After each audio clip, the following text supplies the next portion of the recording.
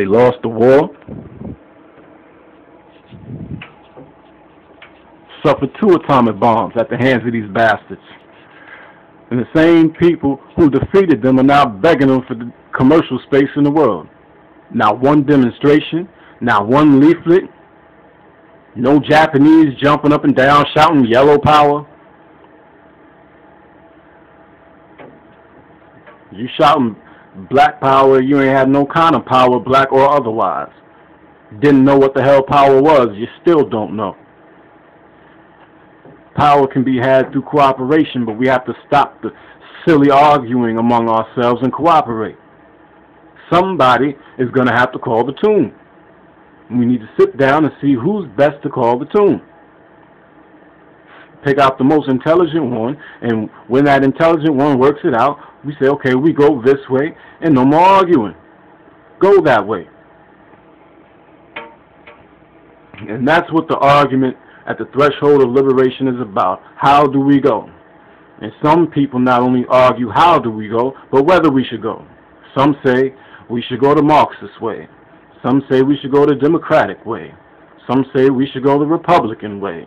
We've got to go the Christian way, you know. After all, we've got to have the Lord.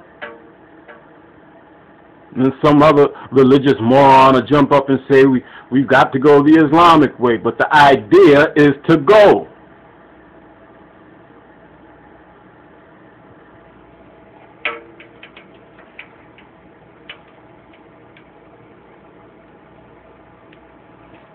We have to stop dividing ourselves based on things fed into our minds by foreigners who fed them into our minds so they could control us. We should take Christianity and convert it into an instrument of liberation that it was supposed to be in the first place. And so with Islam, you understand Islam. And you might think this is a sore spot with me, but anything that demeans the woman is sore with me. And anything that restricts the presence of the woman is a sore spot with me, because we came out of a society where we were willing to let the woman go as far as her mind could take her without us feeling the slightest bit insecure about it.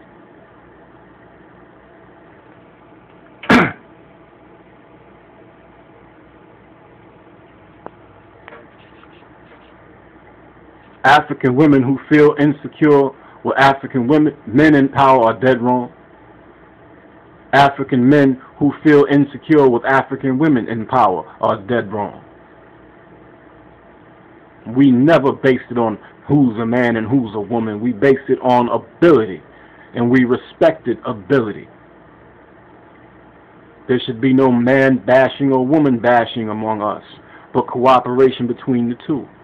And this is the kind of society that we had.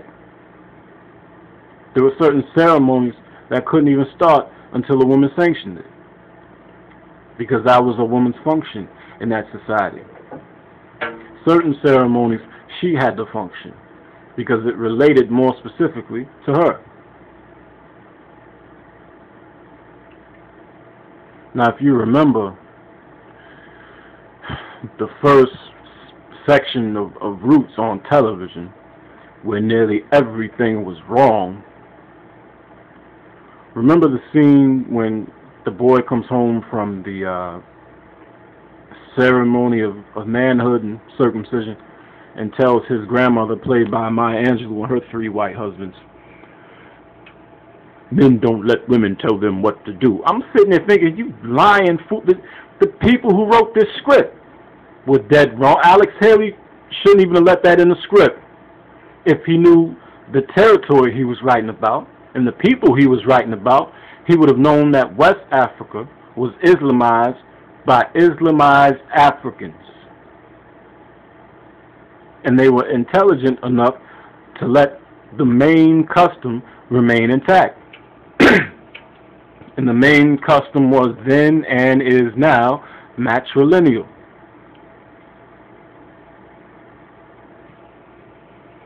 The royal line came down through the female side.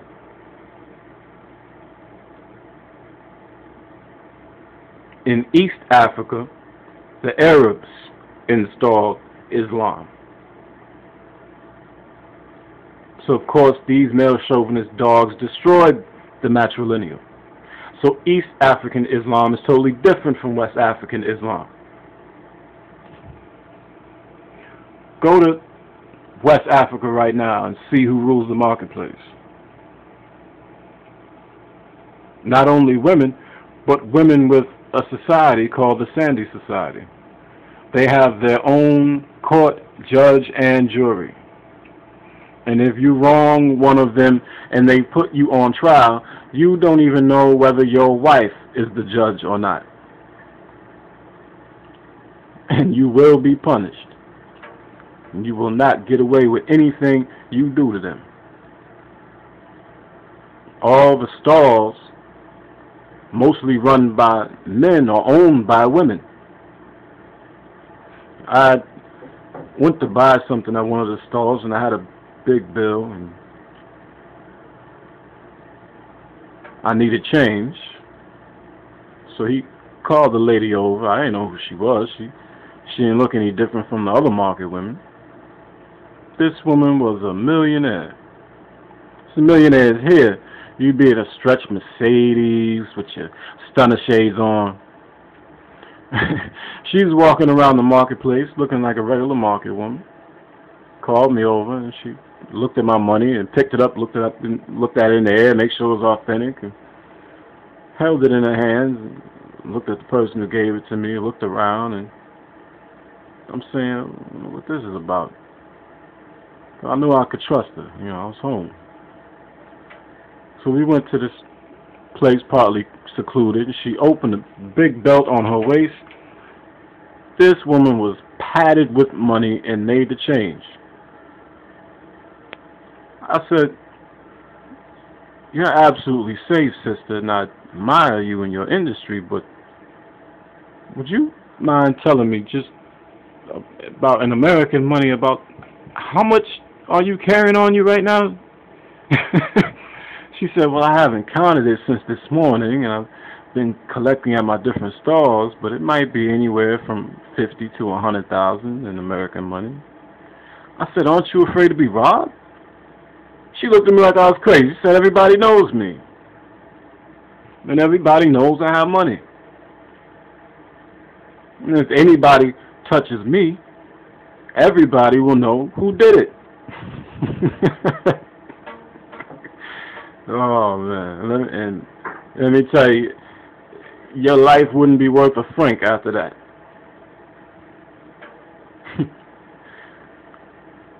But look at the safety.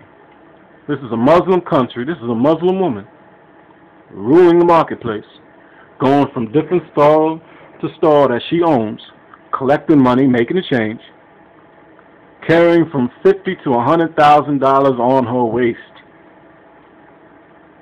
No man is disturbed about it in the slightest. No man's propagating, you women are taking over all the money, taking over the economy. No bullshit like that. Any man with some sense is going down there hoping she gives him a job.